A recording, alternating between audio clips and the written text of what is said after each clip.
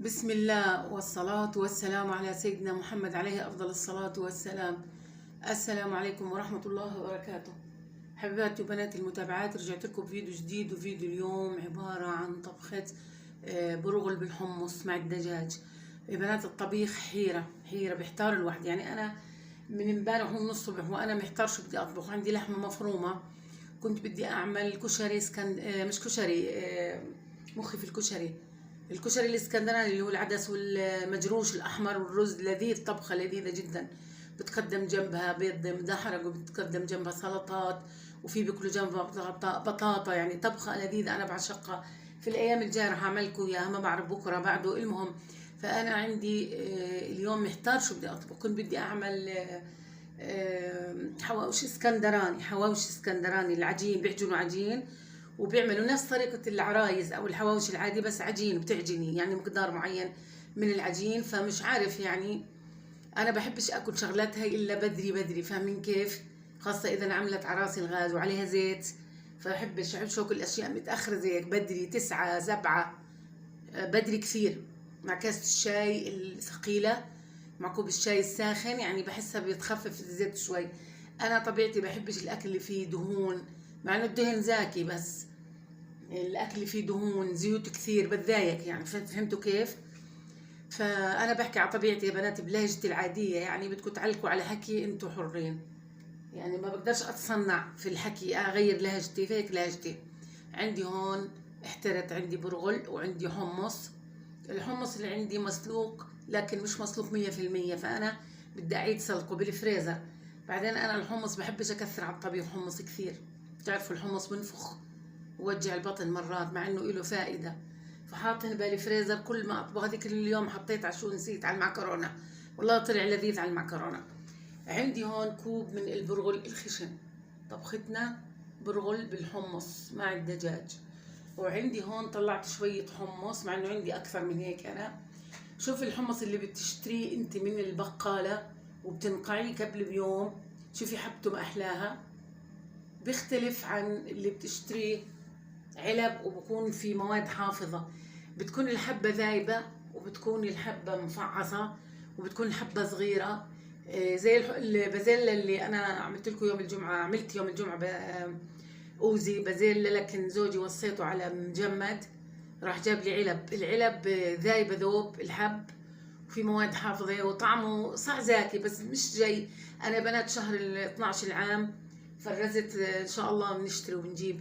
بحب أفرز بازيلا طازة، البازيلا الخضراء. حتى القشور كمان أنا بكبهاش، مش إني باخذ القشر، باخذ الإشي اللي جوا القشر. في شغلة زي هيك بتجيب القشرة وبتطولي الإشي الطري منها، وبتكبي الإشي اللي زي الإظفر. بعملها معكم، عملتها عدة مرات. هالقناة يا بنات أنا إلي فاتحها من زمان، من 2020 شهر عملتها. 1/5 كان رمضان 2020، يعني اللي بدي أكمل 5 سنين. عملت قناة كبيرة ووصلت 2000 ولغيتها لأنها مش ماشية ولا تفعلت. وعملت قناة أخرى سميتها أكلات زمان، برضو ما مشت. يلا على فكرة العيب مش فيا وأنا مش زعلان. يعني أنا الحمد لله يعني بعمل وصفات حلوة وبخلص فيها، ولكن يلا التوفيق إن شاء الله من رب العالمين. جهودكم معي خليها القناة تتفعل يا بنات. فأنا اليوم إن شاء الله بدي أسلق دجاج، وبدي الحمص كمان أفوره شوي على الغاز اللي يستوي أكثر من هيك. ممكن أنت حابة تحطي حمص، يعني قد هذول 4 مرات أنت حرة. في ناس بيحبوا يحطوا حمص بلاوي، هو لذيذ. هو على الرز بعطي نكهة للرز. حتى أنا ما بكبش مية الحمص لما أكون شاطفة الحمص مزبوط، ويعني من مية النقع، واحطه على الغاز. يعني بحس المية تبعت الحمص لذيذة. طبعا اخواننا المصريين بيعملوا هاي الحمص، ايش بدي احكي، اللي بالشتاء بيشربوه، نسيت اسمه.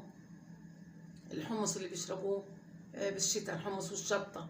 عمري عملته لذيذ، بس والله على القناة عملته على القناة، صورته. بسموه حلبسة، وبسموه اشي ثاني، بحكي لكم شو الاسم. المهم، حابة تحطي حمص أكثر. أنا هاي دجاجتي حطيت عليها مي لأنها كانت بالفريزر. أنا بطلعش من الليل إلا إذا كنت عارف شو بدي أطبخ، مثلا كفتة بطلع من الليل، اما الدجاج بطلع الصبح لاني مش عارفه شو بدي اطبخ. فهي طلعتها، بدي انظفها بالملح والخل والليمون. هذول الليمونات عاصرهن انا وحاطهم بالفريزر. ما عنديش ليمون، والله ما عندي ليمون. بدي انظفها واسلقها ونطبخ حمص بالبرغل او برغل بالحمص. حمصاتي اللي بالفريزر شايفينهن. بدي ازيد شوي على الحمص اللي على الغاز، حطيت عليهن مي وحطيتهن على الغاز. بدي ازيد شوي صغيره مش كثير يعني. حسيتهن كلال او حسيته قليل، لكن بدي احط كمان.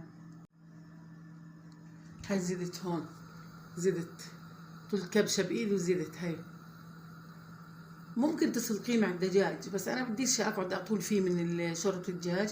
ممكن مع الدجاج تسلقيه، يعني ترميه مع الدجاج، فانا اسلق فيه لحاله 10 دقائق ربع ساعه. احسه تغير، ريحته حلوه الحمص لما تسلقيه، هيك بعطي دفء. وعملنا الحمص القضامه، وعملنا الحمص العادي المسلوق، وعملت كثير في القناه. انا الي 5 سنين في هالمجال.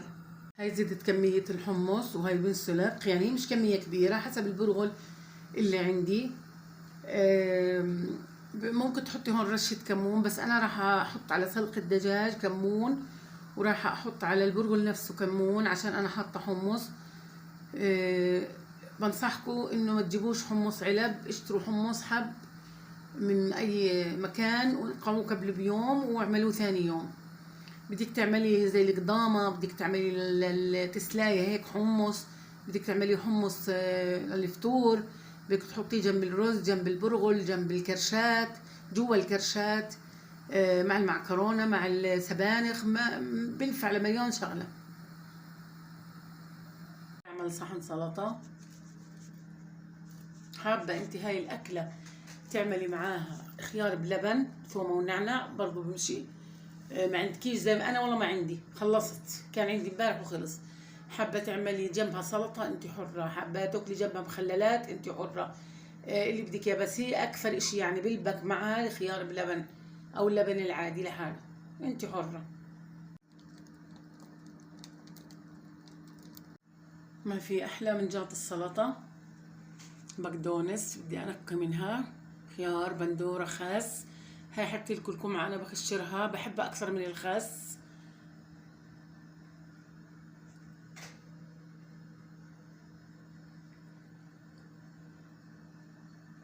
نفرم كمان بصل، بنحط زيت زيتون، شوية ملح، في بحطوا سماق، في بحطوا فلفل اسود، اللي بدك اياه اعمليه.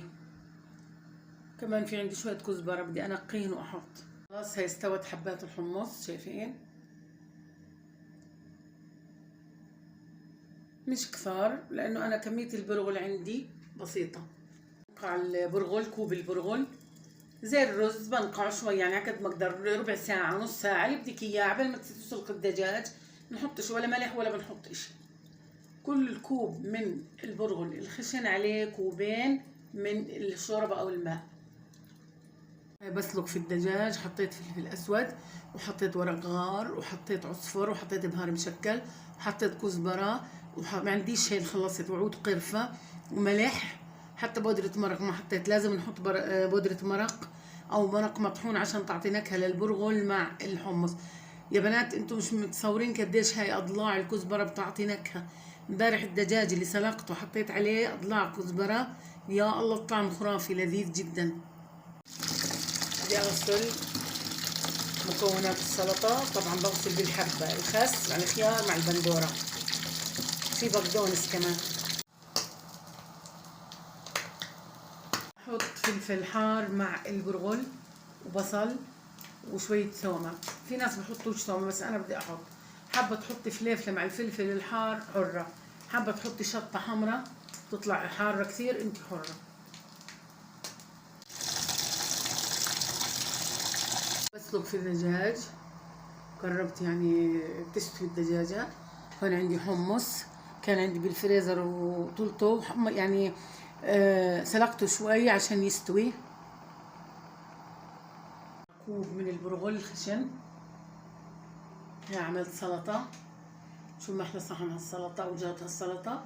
حطيت كزبرة وبقدونس وهي نعناع ناشف ورشة ملح وزيت زيتون وخس وبندورة وخيار. بدي اخلط. جربوا السلطة هاي على الفطور، شو ما عندك، حتى لو ما عندك بس بقدونس وبندورة، حطي زيت زيتون ورشة ملح. اللي بيجيب طعمها البصل المفروم سواء اخضر او ناشف. هاي الدجاجة خلص بدها تستوي، خلص بدي اطفي واشيلها احمرها. هاي عندي هون بصل وثومة، سن صغير من الثومة، وقرن فلفل صغير، حطيت فلفل اسود وكمون. بدي اقلبهن مع الحمص ومع البرغل، بعدين احط عليها شوربة الدجاج. بعد ما اذوق الطعم لازم يكون فيها مرق دجاج مطحون مع مرق الدجاج، وتكون طعمها هيك يعني في مطيبات وزاكي عشان يعطيني برغل لذيذ. انا عامله اليوم برغل الحمص مع الدجاج. الحمص بقلب شوي، بعدين بحط البرغل وبقلب شوي، وبعدين بحط الشوربه. كل كوب من البرغل الخشن كوبين من الشوربه او الماء. تنقعي شوي، وفي ناس ما بنقعوه. البرغل ممكن في الخطوه هاي حطيتي انت بصل صغير مفروم، ممكن في نوع من البصل الصغير، حبات الصغيره ممكن تحطي 3 4 5، بعطي نكهه مع البرغل. حتى هاي الاكله بسموها برغل بالدفين، برغل بالدفين، لانها مدفون، بكون فيها بصل، بكون فيها مدفون البصل، طعمها لذيذ. يعني هيك صارت تشبه المفتول عشان حمص وبرغل دجاج وبصل وبهارات. حطيت هون كمية كبيرة من الكمون، حوالي ملعقة كبيرة من الكمون، عشان يعني ما ينفخ لا البرغل ولا الحمص. بدي اقلب، بعدين احط كوبين من الشوربة. اقلب البرغل مع الحمص مع البصل مع البهارات 5 دقائق، بعدين بحط الشوربة وبستناها لما تغلي وتتشرب، ونوطي الغاز وبنطفي. بنحمر الدجاج. بدك تاكلي معها خيار بلبن مع ثومه ونعنع، بدك تاكلي سلطه، بدك تاكلي مخللات انت حره، زيتون، بصل اخضر، خس، فجل. كوبين من الشوربه وذقت الطعم لذيذ، مالها مش محطوط عليها مرق دجاج مطحون. وبخليها تغلي لما تتشرب، وبعدين بغطي الغاز. لازم اغطيها، بغطي الغاز عليها على الاخر. وكلي احلى برغل بالحمص او برغل بالدفين، لذيذ جدا. هاي كمان، هاي دجاجتي هايني سلقتها. جربوا يا بنات تحطوا عروق او عودان الكزبرة الخضراء، عن جد تعطي نكهة لذيذة. حطيت على طبختي احلى صينية هالسلطة او جات هالسلطة، روعة تشهي. انا بس اكلها على الفطور بحس حالي صحصحت. عن جد احنا ليش ما نركز على الاشياء المفيدة؟ يعني انا واحدة من الناس في عندي اخطاء، بصبح اكل مثلا كوب من الشاي ثقيل مع حبة بسكوت، شوكولاتة، كيكة، اي اشي، فهذا خطأ. او باكل مكسرات مثلا بزر، مكسرات، فخطأ كبير هذا. يعني لازم احنا بحكي لك الجسم بمتص اول اشي انت بتاكليه. فانا مش بدي انصحكم يعني اول ما تفتحوا تاكلوا سلطه، بس بحكي لكم مع الفطور. يعني مع الفطور مثلا مع تاكلي بيضتين، صحن فول، هاي السلطه مفيده جدا، فيها بصل وفيها ثومه. حابه تحطي ولا ما حطيت ثومه، انا خربطت، بس ممكن طعم الثومه زاكي. فيها كزبره وفيها نعناع وفيها بقدونس، فيها خس وخيار وبندوره وبصل. يعني ركزوا على صحن السلطه اللي الصبح، ونقطة زيت زيتون، كثروش زيت زيتون، ورشة ملح صغيرة. حابة تحطي أشياء ثانية حطي. لا هاي بس تتشرب بغطي عليها على الآخر وخلاص بنطفي. أنا على فكرة ما عنديش لوز أو فول سوداني أو صنوبر. حابة تحطي على الوجه بعد ما تقلبي البرغل في سدر، إذا عندك عائلة كبيرة يعني، وتحطي تصفي الدجاج، مش دجاجة واحدة، أكثر من دجاجة. حابة تحطي لوز، صنوبر، كاجو، فول سوداني، اللي بدك اياه المتوفر عندك. والله انا ما عندي، كان عندي وحطيناه على وجه الاوز يوم الجمعه. فاذا حابه تحطي هاي في الخطوه هاي عباد ما تقلبي الصينيه او السدر، كثير لذيذ بيطلع مع الحمص مع البرغل مع الدجاج، كانها مقلوبه. في ناس بيعملوا مقلوب برغل، عملتها على القناه. كمان شوي بوطي عليها كمان شوي، بوطي عليها. يا بنات ما احلى هالبرغلات. خلص بدي اوطي وغطي عليهن يعني بستم بتشرب هاي استوى، طعمه لذيذ. البرغل ما احلاه استوى، طفيت عليه. طبخت اليوم حمص برغل بالحمص وتحمير دجاج جنبه.